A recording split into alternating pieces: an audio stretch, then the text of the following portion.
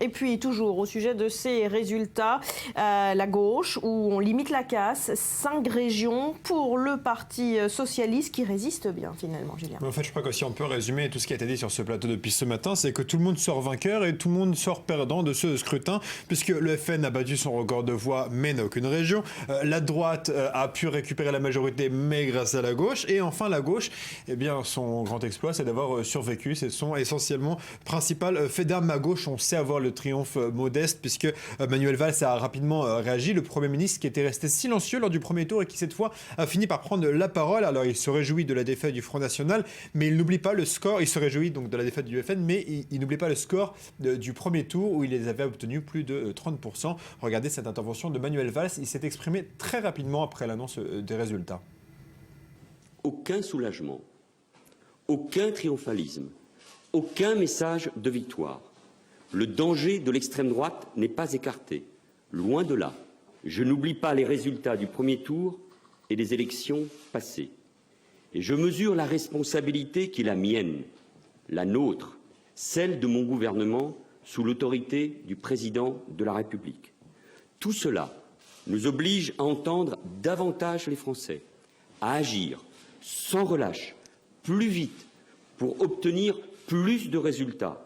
L'emploi, la formation des chômeurs, l'apprentissage pour nos jeunes doivent mobiliser plus que jamais toute notre énergie. Vous l'avez compris, il ne se place pas en socialiste ce soir-là, il se place en chef de gouvernement responsable qui veut apporter des réponses aux Français inquiets qui ont donc fait passer un message lors du premier tour. Et c'est le même son de cloche au QG du Parti socialiste, cette fois en chef de parti. Christophe Cambadélis a annoncé la demi-victoire de son parti avec un visage fermé, grave, presque en deuil. Il parle d'un succès sans joie et lance un appel au gouvernement qu'il juge visiblement pour responsable de la situation de la demi-défaite du Parti socialiste. Écoutez Cambadélis. Pour le Parti socialiste, ces résultats constituent un succès sans joie. Le résultat de ce soir, surtout ceux du premier tour, je ne l'oublie pas, sonne l'heure du sursaut. Je m'adresse au gouvernement. Nous ne pouvons plus continuer comme cela. Il faut agir contre la précarité et pour l'activité comme nous nous sommes attaqués à la compétitivité et à la refondation de l'école. C'est l'inflexion qui doit intervenir durant les 18 mois à venir. Mettons toutes les énergies du pays, toute notre efficacité, toute notre volonté pour faire barrage aux inégalités. Voilà, il appelle le Parti socialiste à faire avancer les réformes de façon plus dynamique, à se resserrer peut-être à gauche aussi. L'heure est grave, au PS, on le voit sur son visage. Grave, parce que quand même, le Parti socialiste a été obligé de se retirer de 2 régions au second tour, c'est-à-dire dans le nord et dans le sud. C'est l'humiliation totale pour un parti aussi important que le Parti socialiste. C'était une douche froide au premier tour.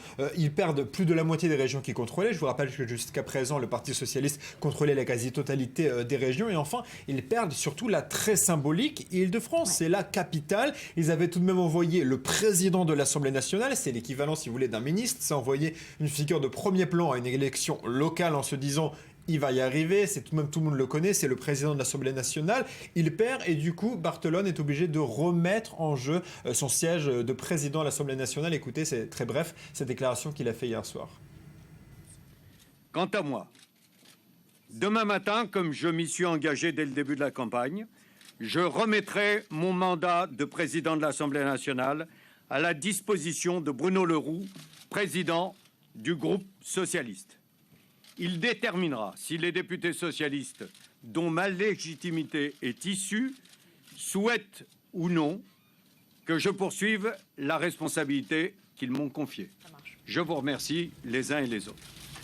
Finalement, ceux qui ont le mieux résumé la situation pour la France, mais surtout pour le Parti socialiste, c'est la une du journal Libération que vous avez montré tout à l'heure. On va peut-être la revoir. C'est vraiment le soulagement pour le gouvernement. Mais, et je n'aimerais pas être Russell Ferrino ce matin pour la réunion de bureau politique / crise / règlement de compte ce matin au Parti socialiste. Voilà, beaucoup de discussions, beaucoup de débats au sein de tous les partis. C'est le jeu, c'est le cas après chaque élection également. Merci à vous trois pour ce tour de table des partis. Alors vous le savez,